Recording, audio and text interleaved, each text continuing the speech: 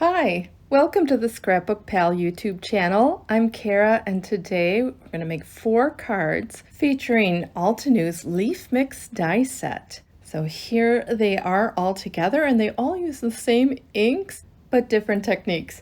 So here is that die set, and I'm also using Hello and Hug stamp set, but let's take a look at these dies in the Leaf Mix die set. There are so many, and I cut them out of black cardstock and watercolor cardstock, and I'm using Ranger's Distress watercolor cardstock, and I'm going to use the rough side and also some Bristol smooth cardstock. And I'm going to start here with a little peeled paint and mustard seed, some rusty hinge, and the last one here will be ripe persimmon. Now I'll bring in 2 other colors, but we're going to start with this. And I'm starting with that Bristol smooth cardstock. And because it's not watercolor paper, so I don't want to get this too wet, but I'm just picking up the Distress ink and putting it on the 2 corners. I'm focusing on the lower left and the upper right hand corners. And right now it's just getting like the shape that I'm looking for. It's not gonna be pretty, not yet. So just getting some color down, and I've chosen some fall colors, and I'm keeping them in rainbow order so that they don't get too muddy, putting the green and the orange together. That would give me kind of a muddy brown, so keeping their distance, I guess. And there's a few places where the green and the orange are next to each other, but not a lot. And once I have this first layer of color down, I'm going to set this aside to dry and work on that watercolor paper. So for this technique, I'm going to first wet the paper, and I'm going to do kind of a diagonal design with this.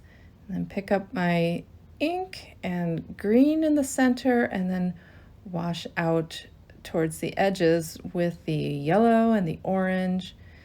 And again, I'm just laying down the first layer of color, and with this wet paper, it just spreads out real nice from one color to the next. And then now that I have those all spread out, I'm bringing in some aged mahogany, and that will be my red, and bring that out to the edges. And I like the burgundy color of the aged mahogany. Next, I'll come in with a little purple with seedless preserves. And the techniques I'm doing today, you could do with regular Distress ink, as I am, or Distress oxides as well.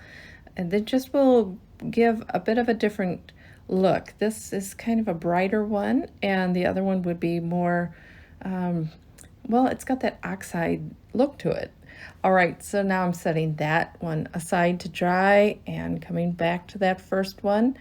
And now I'm just adding in some texture with the same colors, kind of layering that on top. Now that it's dry, I can just layer it, and it's not going to mix with what's behind it. I'm staying in the same areas though. I want my greens to be green and yellow to be yellow, but I'm just kind of moving over to its neighbors a little bit, so it's spreading out. And I'm dabbing the color and going from the corner out into the center of the card, and kind of just spanning out in like a triangle look. And then once this is all done, I'm going to set this aside to dry again and move on to my other one. And that's the nice thing about working with more than one piece of cardstock, is that you can let something dry and then work on the other one, and not get ahead of yourself as far as not letting something dry enough. Because when it dries, it really helps with the layering. So the second one got the second coat of the watercolor paper, and now back to the third time around with our Bristol smooth cardstock. And this cardstock is really holding up under the water. Like I said, I'm not trying to put too much water on here, and I want to keep my colors pretty bright, so I'm not washing them out much, just picking up the ink with a little bit of water on my brush, and now it's kind of coming together. Now it's the layers are starting to show that depth that I was looking for.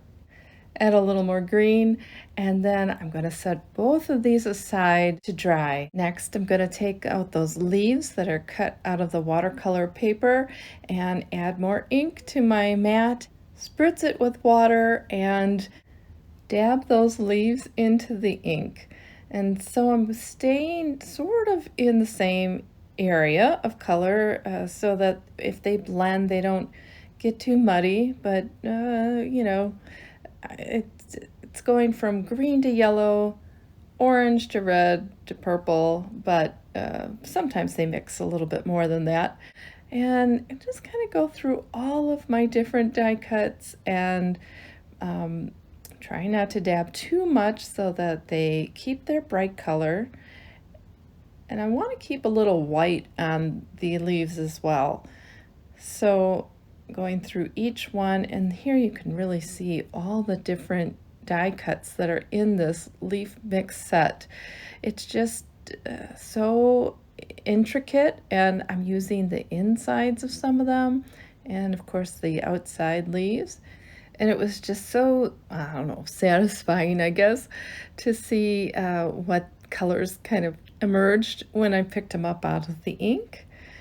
And just finishing up here with a few more, and I have enough leaves to play with now. So I'm going to let those all dry and go back to that watercolor cardstock panel, and I want to add some flicking type speckles on here. So I'm taking the same area of color and just spritzing that on with a stiff paintbrush. And I'm not too worried about the colors overlapping because they're in the same family, and also this is dry, so it's just going to layer on top. It's not going to mix with what's underneath it. Well, time for that third panel. So remember, we're making 4 cards. I'm doing this technique by ink blending onto a piece of watercolor cardstock, and I'm using all those same ink colors, and this time I'm starting with the purple in the center and moving out towards the ends all the way to green. And once I have all of my ink blended onto this, I'm going to spritz it with water, and I'm really going to spritz it. I'm going to let it just get all soaked. So it will bubble up. It kind of curves up when I get this all wet, but boy, does it all blend so beautifully together. I'm just taking something to hold it down so that all of my water doesn't flow to the edges. And I'm doing that for just a little bit, and then so you can see how it bubbled up into a curve, but I'm not gonna set that aside and let that dry.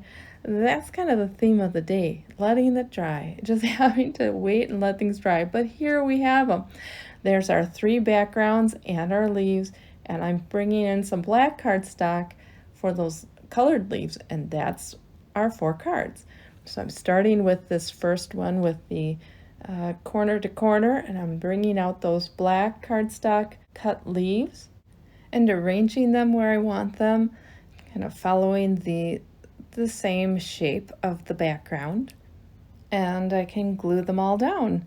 So I'm using the Lawn Fawn glue tube and just putting a thin bead of glue on some of the areas of the leaves, so I don't feel like I need the entire leaf glued down, but certainly one side of the leaf. Just getting them all positioned and move on to my next card. So the way I'm doing this is I'm making my backgrounds, and then I'm putting the leaves on, and then I'll work with the sentiments once I'm done. So on this piece of black cardstock, I'm just taking these leaves, and I'm going to make a background with the leaves. I'm arranging them where I like them, and I want to keep some of the colors. I want to have a variation of colors, so spread out around the card. And so just fun figuring out which leaves are going to go where. Some are overlapping, but I wanted them pretty spread out. Now I use a piece of paper with a 4¼ by 5½ inch cutout, and that helps me to visualize what the card is going to look like and if I like that. So I'm pretty happy with this. So it's time to glue all those pieces down, but I want to make sure that I have enough leaves for my next card. And I'm going to use these colored leaves on this background, this washed background. And so I've got to make sure that I don't need to borrow leaves from the other card. And I'm happy with that, so it's all set. Now that watercolor background is going to have black leaves, so we're all set here. And I've cut this washed one out with an outside-in stitched rectangle stackable from Fawn, and I'm gluing on those leaves just on the bottom end of it. And once I have those glued on, I will glue on the leaves for my black background. Now some of these I wasn't sure how I was going to work the sentiment onto the card, but with this black background I knew I wanted it in the center, so I wasn't worried about filling in that part. Now it's all glued on, and I'm going to just cut those leaves off of the edges, and the easiest way to do that is to turn it upside down and cut it off from the back, because I have a nice straight edge on the back of the card. And I'm going to take a few of those leaves and add in just where there's a couple of spaces there. Now it's time for the sentiments, and so I'm using Fawn's black licorice ink because it's a nice dark black ink, and this is a sentiment from the Hello and Hugs stamp set by Altenew.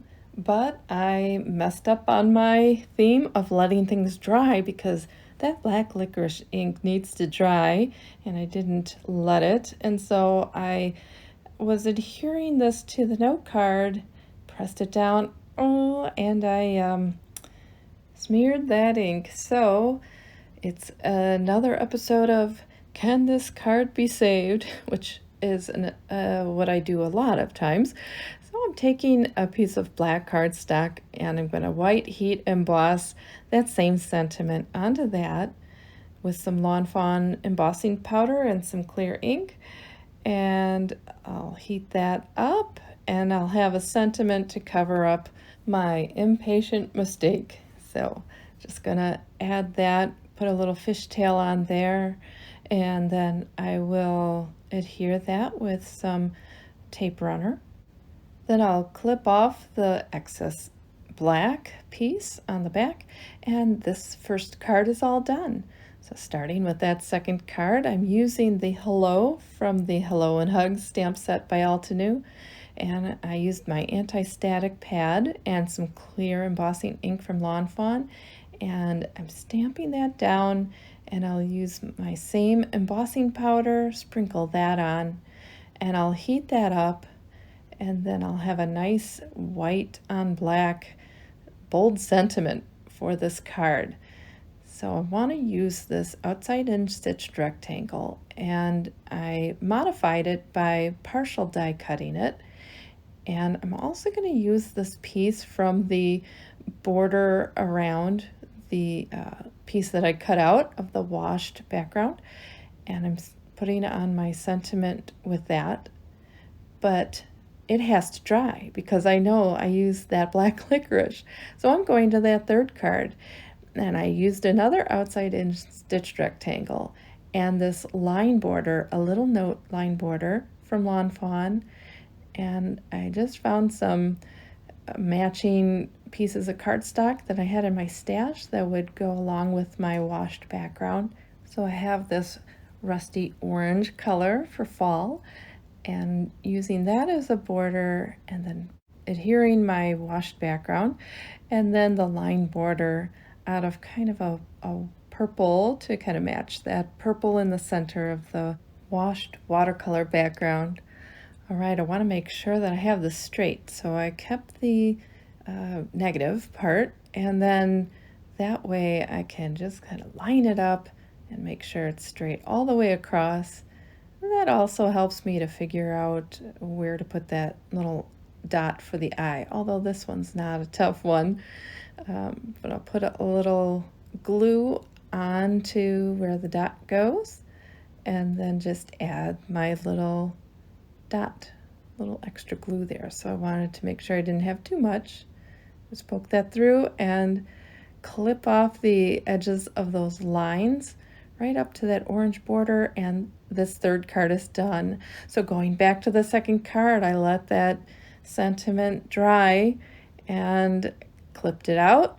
And so now it's just a matter of gluing on those leaves so that they look right behind my large sentiment. And then I'm gonna just add that with a tape runner. And this is the Tombow Mono dot adhesive runner that I like to use. Now I'm gonna put this sentiment strip on the card with this Darice double-sided adhesive strips. And they are 1/8 inch strips. That's really nice. Now I needed a 1/4 inch, so I just used 2 of them. Clip them off where I want, but boy, those are nice and handy just to strip off and use.